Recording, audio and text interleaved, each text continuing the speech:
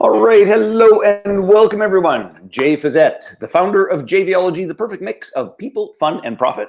And I have a phenomenal JVology show for you today. We are here with my dear friend, Ike Ikokwu. Bam! You got it, brother man. You know, the honest God truth is I sometimes have trouble pronouncing my own name, let alone somebody else's. So I am pleased about that. So a couple of things, gang. We're going to set the stage and let you know how this goes. Many of you already know how these JVology shows go and what they are and how they work and all those fun, wonderful things. And some of you do not, because we share these all over God's green earth on Facebook. And if you happen to stumble by or wander in, here's the rundown. JVology is a community that really helps entrepreneurs, small, medium-sized entrepreneurs, to utilize joint ventures in their business so they can secure a steady stream of perfectly qualified leads at the front of their business, a recurring passive income stream, all through serving and supporting their clients better and more meaningfully in the world. Now, a couple things about this. We started this show to be able to introduce community members to one another and, of course, to the world. And we do that, you know, frankly, in terms of Facebook, but we do that in a bunch of different ways. We do that with our live events like JVology Live, which is where Ike and I originally met. We do that through coaching and consulting programs, such as our mastery program. We do that through our digital programs, the Joint Venture Success System. We do that through our monthly community and membership program called the Global Lounge. You might begin to get the sense that if it has something to do with joint ventures, we fundamentally do that. And today's show, we are featuring Ike. And Ike, I'm going to play our little what do you call it? Intro video. And then when I come back, he's going to give us the 5,000-foot view, and we're going to dive into coaching, growing and scaling coaching businesses, because Ike is a master at it. So let's see if I can actually get the video to play properly from here, and we will see.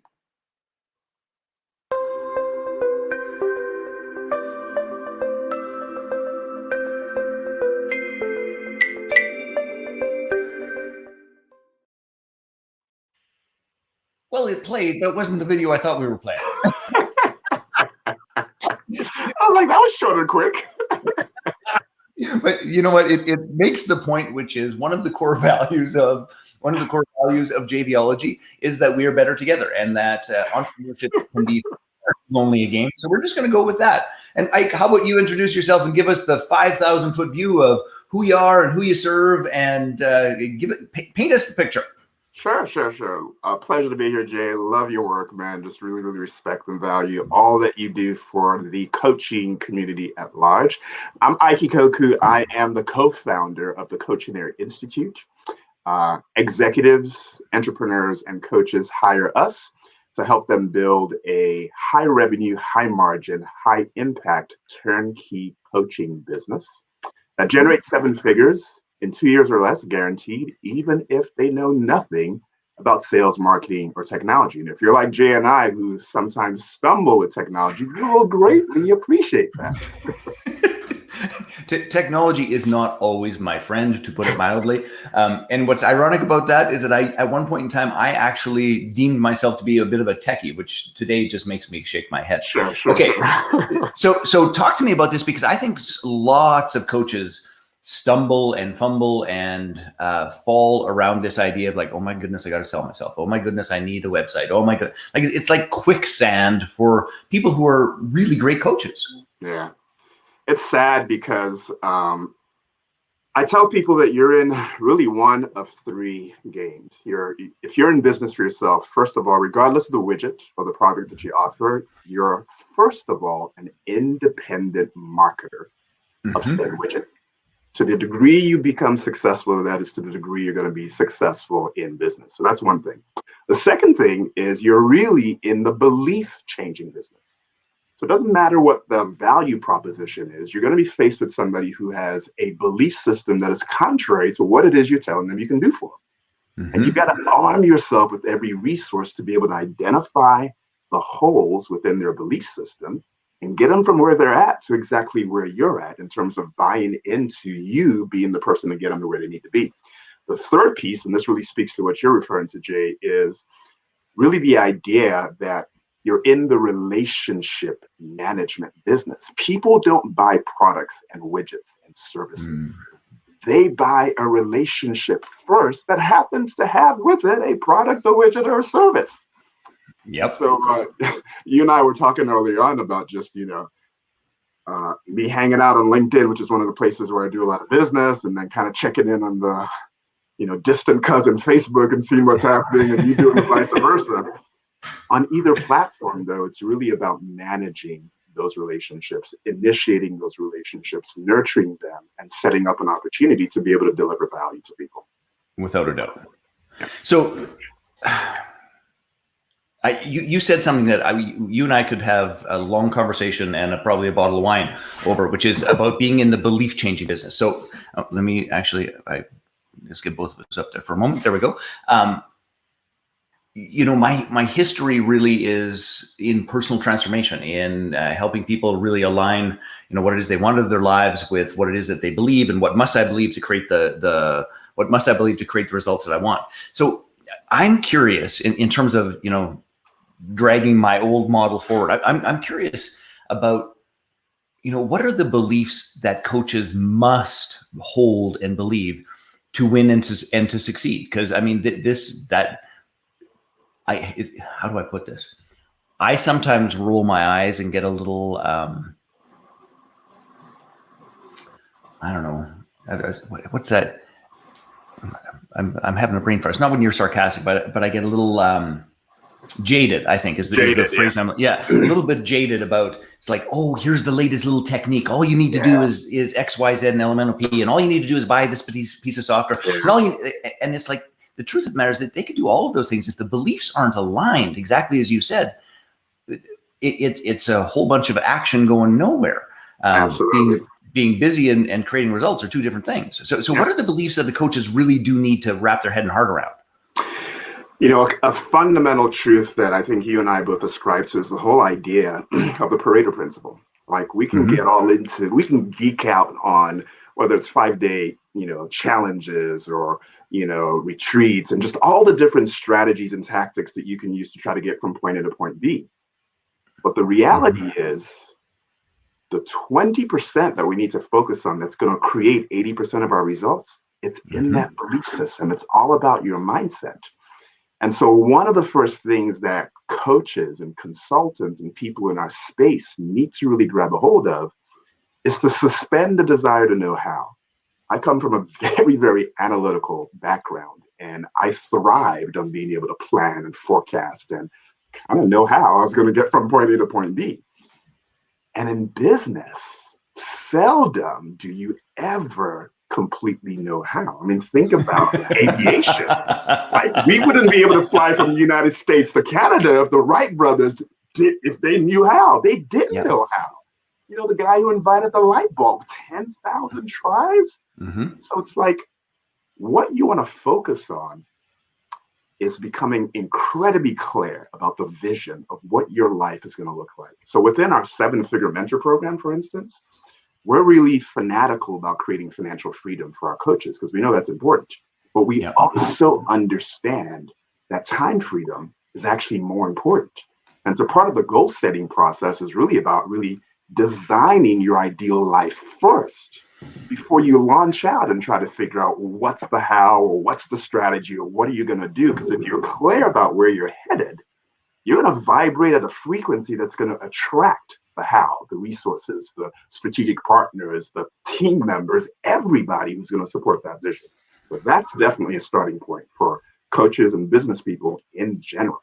Well, talk to me about this time freedom thing, because I think, and just to be clear about this isn't theoretical for me. Like, I lived this, that, the romance of the freedom that I'm going to have because I'm going to own my own business and I'll be a big wheel and I'll be able to go do this, that, and the next thing.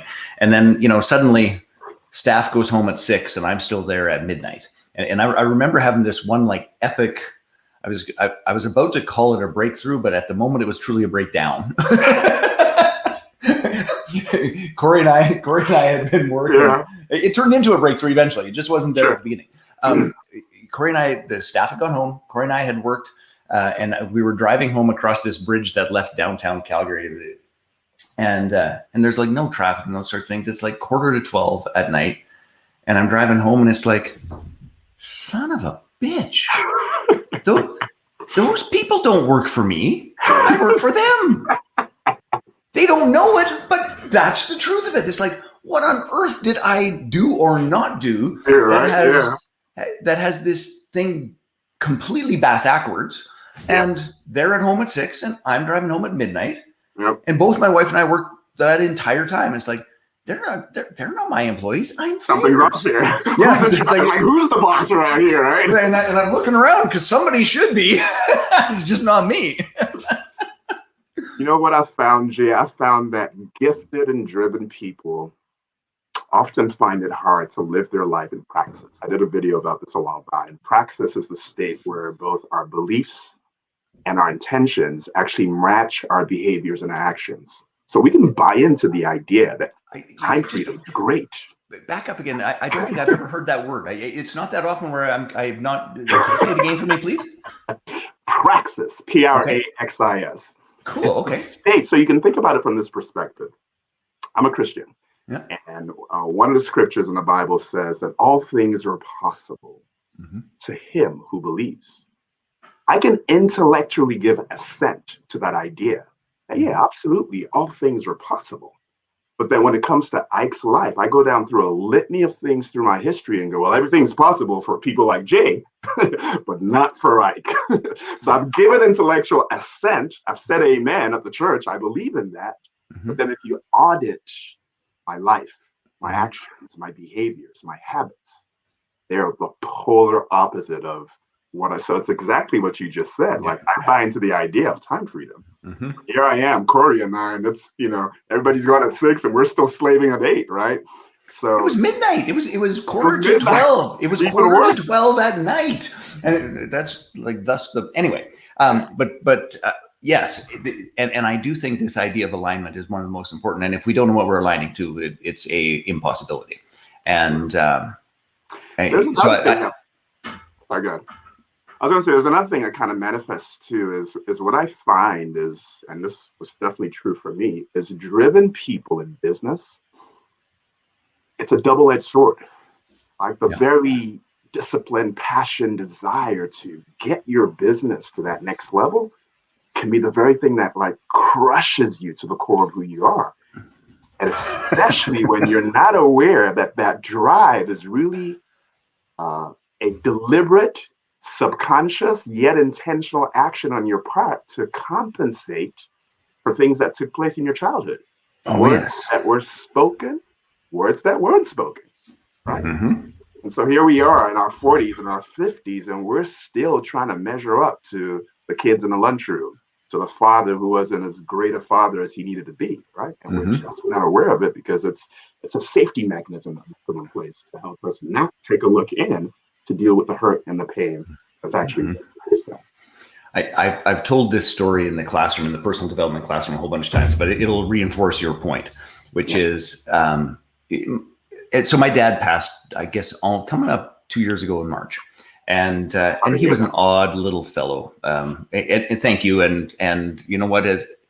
In terms of somebody passing, it could not have been better. Like, it was still challenging and heartbreaking, all sorts of things, but we got to spend the last 2 weeks of our life, the entire family, with him. He chose when and how he was going to go with something called MAID in Canada, where you can do that process.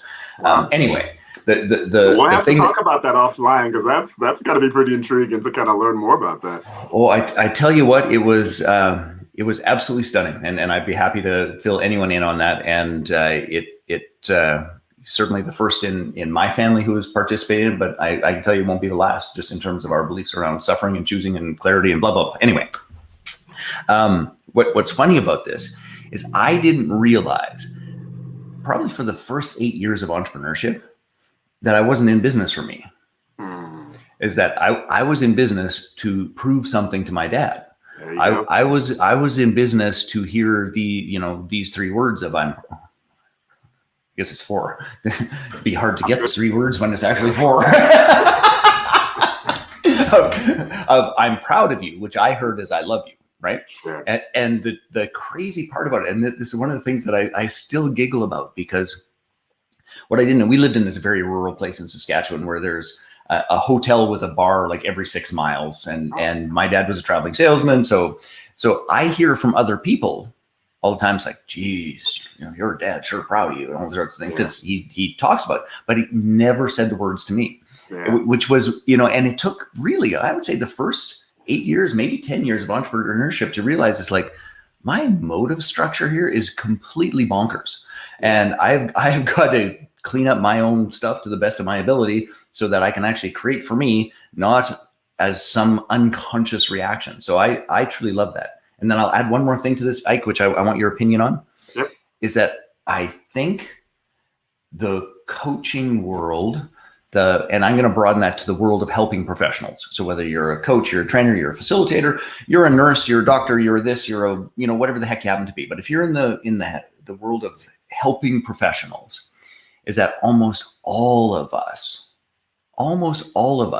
are driven by some internal need that is either conscious or less than conscious, that often mucks up the soup.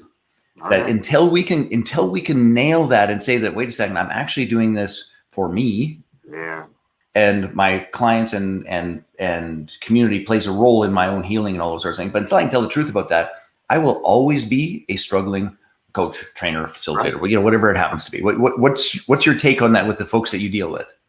I think it's so spot on, because I can tell from my personal life that work addictions and pornography addictions that all showed up were all because I wasn't comfortable taking a look at the man in the mirror and really seeing what was there, not what I was professing to the world was there. And so it takes great maturity and great self-awareness to be comfortable to go, hey, I'm broken, but I'm okay with that, because perfection isn't a standard that's real. It's daily improvements. It's being aware of how to manage my ethos and the view through which I see the world, and being able to adjust that view. It's like if you got a set of glasses and you got stuff that's in there, I mean, you can wipe that stuff up. You don't have to tolerate that stuff blinding your sight. You can actually wipe it up and get a clearer picture of what life is really supposed to look like. I just have to tell you a little humorous side note. So I got two boys, 15 and 10, and the 10-year-old, who is absolutely adorable, but he is like the messiest human being on planet Earth. Like literally, it's like he's a walking germ. It's like, wash your hands again. What? No, don't touch that. No. And literally, when he was a little bit younger, he'd come in and his glasses, because he's glasses sensitive, and his glasses would be like caked, like literally caked. It's like, can you see anything? He's like, oh yeah, it's fine. And like I put him on, it's like, you can't see anything, like nothing. So we clean him, and he goes, oh, that's a little bit better. And 13 seconds later, caked again. Anyway, but it's a good metaphor for exactly what happens for us as human beings. Like we just get used to what's going on. So I already put in the chat, Ike, your complimentary download. So tell us a little bit about what that is, who it's for, how do people use it best? Give us the both the broad strokes and the details about that. Yeah. It's how to get 9 times more coaching prospects for your business, get 9 times as many people raising their hand, stating that they're interested, and how to close 3 times more of those people who raise their hand. Okay, so can I interrupt for a brief second? Yeah. So why 9? I mean, Grant Cardone did the 10. Because somebody's got the Greek on 10x, man. It's like you got to build another niche there. We're 9x in it, baby. Oh, that's awesome. No, Grant, you bastard, you took that last one. No, sorry, carry on. I couldn't resist. So but you obviously have a reason. What's yeah. I mean, it's one, it's just differentiation, right? I mean, everybody's talking about 10x, and it's like, okay, that's gotten old. But 2, it's backed by data. The data actually supports that when you understand the power behind risk reversal. So we've gone from an industrial to an information, and I believe the age in which we're in is coupled with both the age of association, which the people that which is why JVology is so brilliant, like your network, the people that you associate with are critically and diametrically responsible for your success. And then the next layer of that is to the degree that you transition more into a results-driven model, where that's all that matters. is you being able to deliver and even guarantee those results for the clients that you work with. Wow. I mean, you're setting the stage to really 9x, 99x your business, right? Yeah. And so it talks about how you can incorporate risk reversals for virtually every business. And we didn't come up with this. I mean, this is Jay Abraham's work. It's just bringing it to the forefront and establishing a strategy of preeminence around the idea that you're so confident about what it is that you do that you're willing to guarantee the results. Nice.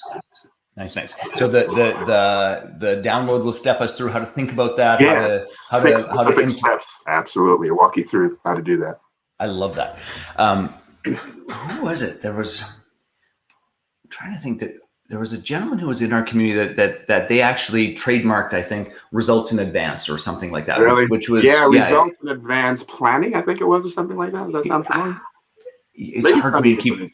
There's another guy that I actually worked with who has an entire coaching consulting program, results in advance, and Jeff Garrison is his name. But yeah, he's got an entire business consulting thing he does for entrepreneurs. So. Awesome. Okay. So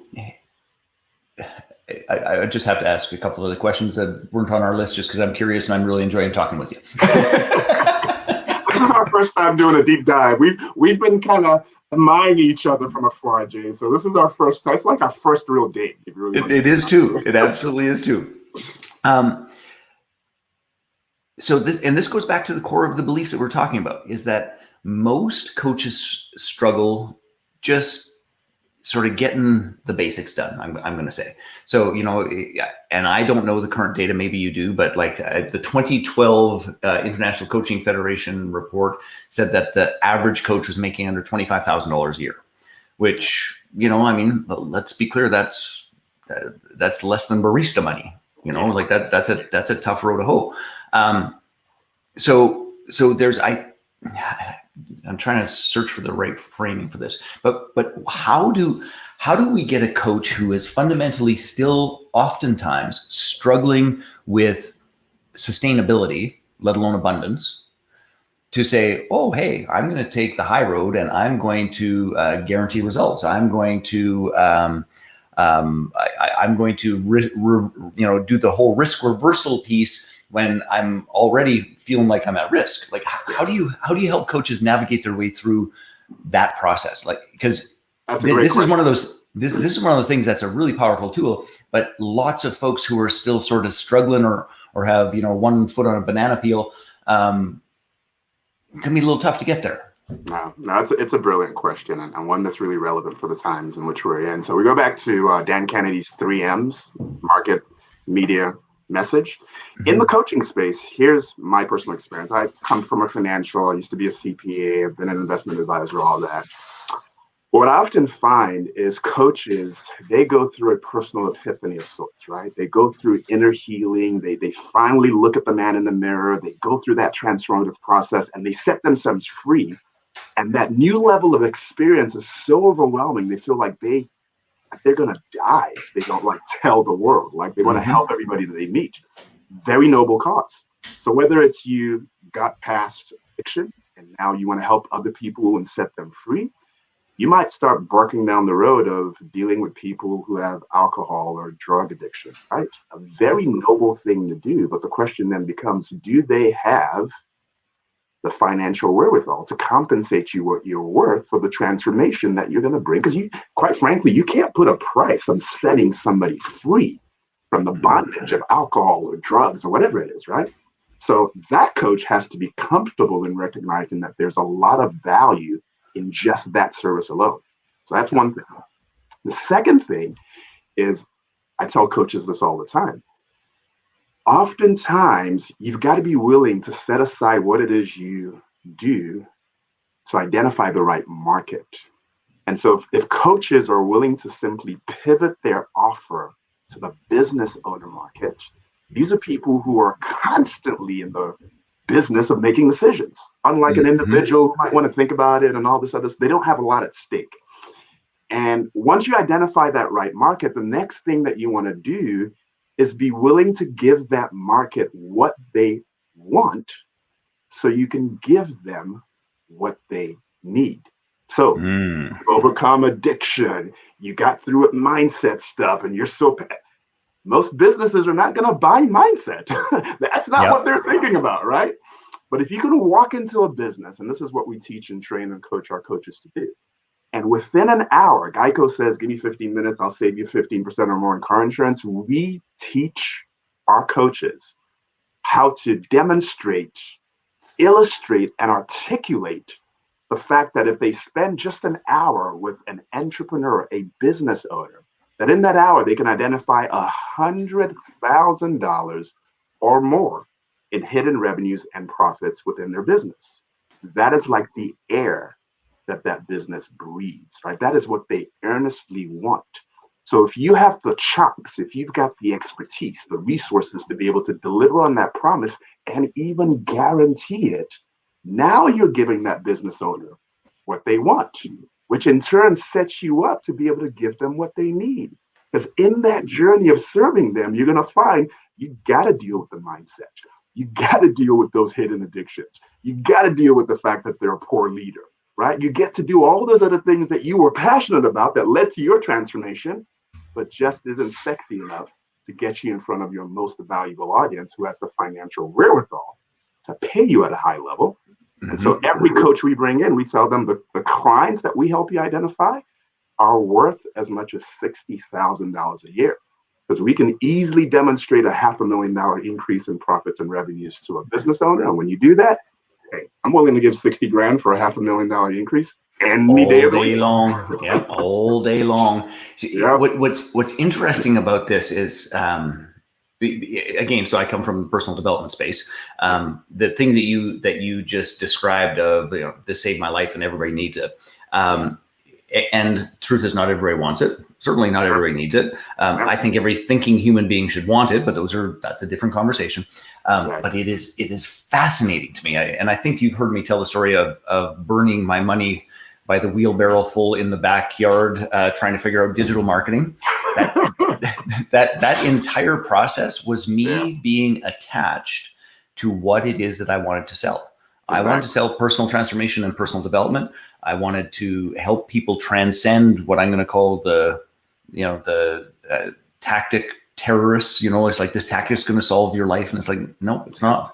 But at the end of the day, when we actually made our first big leap was when I let go of what I wanted to sell.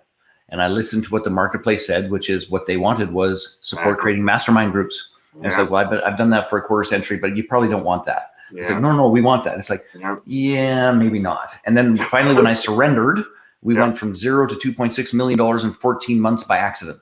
Like we just, and I wish I could say it was like, oh, great strategy, but it was like, it was not. Sometimes you stumble into some of the most dynamic pathways, right? Which is exactly what you're describing. Yes. And gang, what I just discovered, and I just want to address it so people can find it, because I posted through StreamYard your link, but then I realized it didn't actually post in our chat. So I went through Facebook, and that's what I was doing over there a moment ago, and I just put the link in again. So gang, if you didn't get Ike's download, which is how to 9x your business and close 3 times more people. Yep. 9 times more coaching prospects.com. That's the URL. Awesome. Excellent. So it's in the link. It's in the chat now. So go over and get that and make sure that you go through it. And I think that if in fact you wanted to round up to 10, you could probably just reach out directly to Ike and he'd help you out. I need that one more. Make it public knowledge, right? We don't want any infringement lawsuits or anything from the anyway.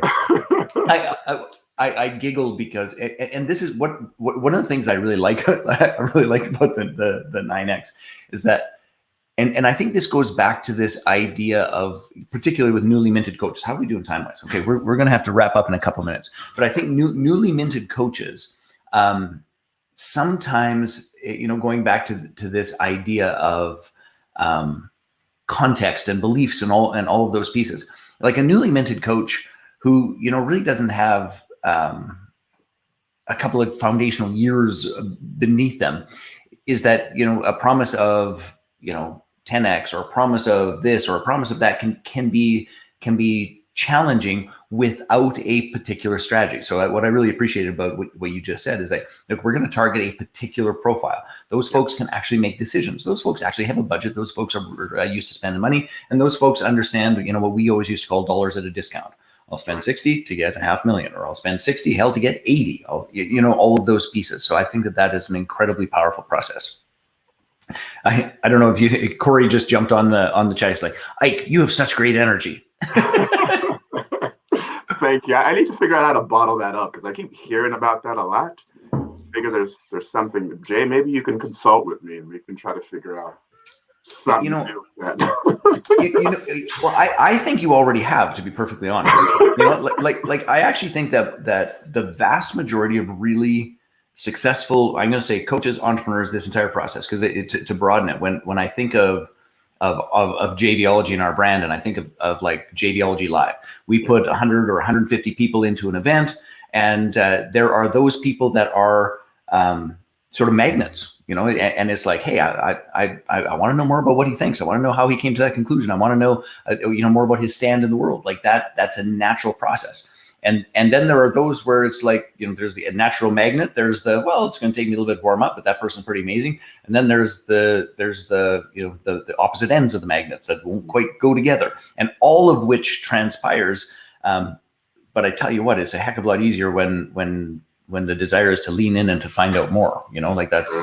That makes all the difference in the world. All right, my friend. Final thoughts. So first and foremost is that if you want to learn how to do this, you got to go get the download. Make sure you get that thing done and handled, and away we go. Final words for somebody. Really, we're in this crazy COVID time. And where are you in the world, Ike? I am in Atlanta. You're in Atlanta. So you're not one of the states that has just said masks are silly. And we kind of stepped out there really early and opened doors back up, and a lot of people thought it was really strange to do that back a year ago from now. Mm-hmm. So thankfully, we have not had any of the restrictive covenants and play-by-play books, we've seen out in California or some of these other places. So Canada. Yeah, Canada. I didn't want to say that too loud. I didn't think you might be listening. So.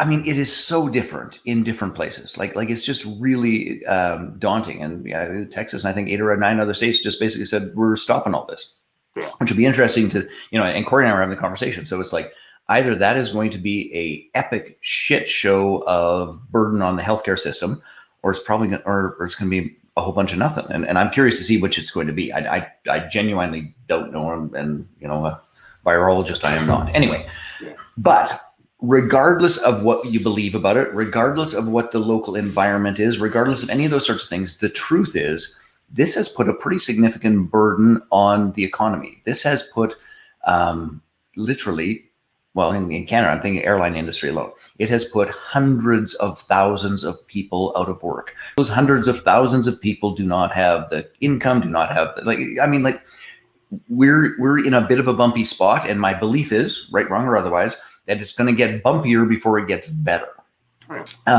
So if I'm a coach in that spot, trying to deal with all of those pieces, what are your best words of advice to help people navigate these tumultuous times?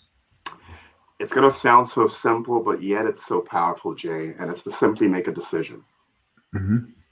Make a decision that you're going to sit on the side of the fence of those who look back at the pandemic of 2020, 2021, 2022, however long it lasts, and it ended up becoming one of the best years of your life. And you sit on the side of those who created phenomenal wealth and use the pandemic as a catalyst to usher you forward into that which you've already been destined to do, versus those who simply seize that as a convenient excuse to go, hey, well, didn't you hear about the pandemic of 2020? Don't you know how it rocked our economy and society and all that stuff?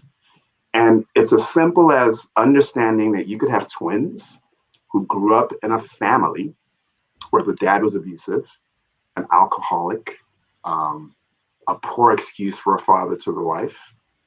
And so both of those kids, they grew up now and they're in their 30s, and one ends up becoming a spitting image of his dad.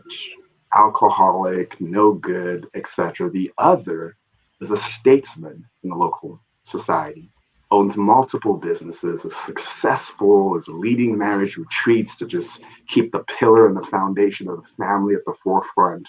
Just an exemplary dude. News reporter shows up and they go, hey, John and Jill, whatever.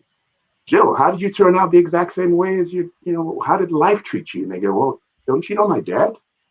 Don't you know my history? Like, how else did you expect that to turn out?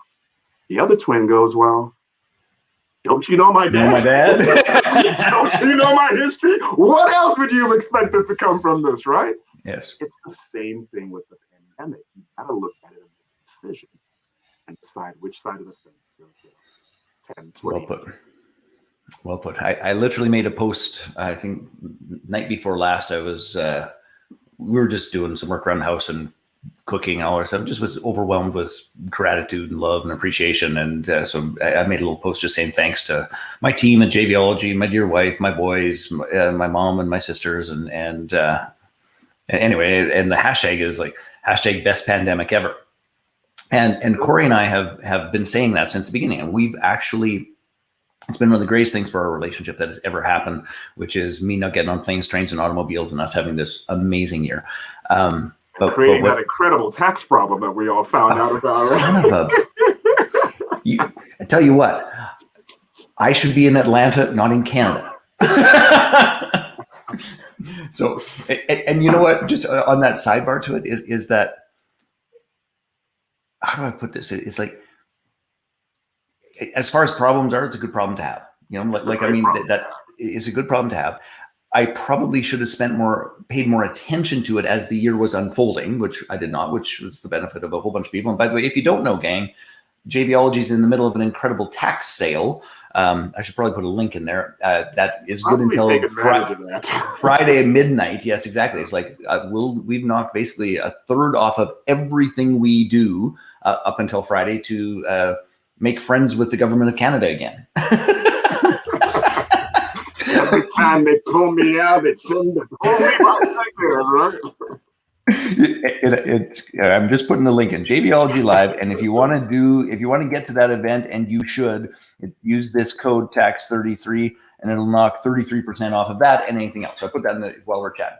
But here's what's funny about this is that, I mean, what is it between Canada and the US? Well, I guess it's the world in terms of Facebook. But I put in the hashtag best pandemic ever, which we've been saying, but I haven't been very public about because it's like some people, it's been hard on them, right? So I don't want to like rub their nose in it. And but I put it in, and as I put it in, Facebook makes a little notification about how many times a hashtag has been used, which I didn't know because I don't use hashtags. This has just been this sort of internal joke. So here we are, a year into the pandemic. I don't know, what is it? Let's call it 500 million people, sort of worldwide and access and all those sorts of things. Guess how many times that hashtag has been used? With 500,000 people over a span of a year. I'm assuming it's going to be on the low end, but I could be wrong. It said 1,000 times. 1,000 times. Wow. Out of, I don't know, how many millions of us. Yeah. It just really struck me about your story about that choice, is that we get to choose, and this could be, in your words, the pandemic ushered in and was the catalyst. And it is a decision, and there are opportunities that are different. I don't have the same opportunities business wise that I had a year ago, but I have different ones, and I have way better opportunities to be with my boys and to be with my dear wife. We just really got to be clear about that decision. So I love that as our closing point. All right, my friend. I really enjoyed this. We should do it again. Absolutely, we should. Thank you so much. You've been a gracious host. Say hi to Corey in the background for me. You should have, last I checked, she is a lot prettier than you, Jay. So you might want to rethink the whole hosting thing here with JVology. Okay, do you want to hear one silly story?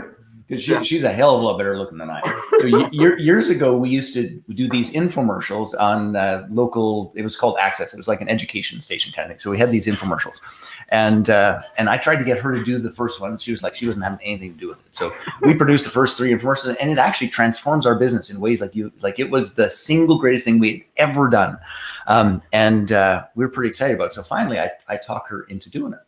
And so if I was hosting the show, we'd get like maybe 30 leads or something like that. If she's hosting the show, it'd be like 90. There you go. Yeah, exactly. There you go. I just talk about your KPIs, right? Yeah, it's like, anyway. All right. You have a fantastic day, my friend. And gang, if you're watching live or if you're watching later, make sure you go and get Ike's download. It will help you to scale your business. It'll help you zero in on your strategy in terms of how you're going to reverse risk and how you're going to get a whole bunch more prospects who are happy to pay you the money that you deserve and desire. All right, Ike, have a great day. Thank you again. Thank you, sir. Appreciate you. Appreciate you too. Bye-bye.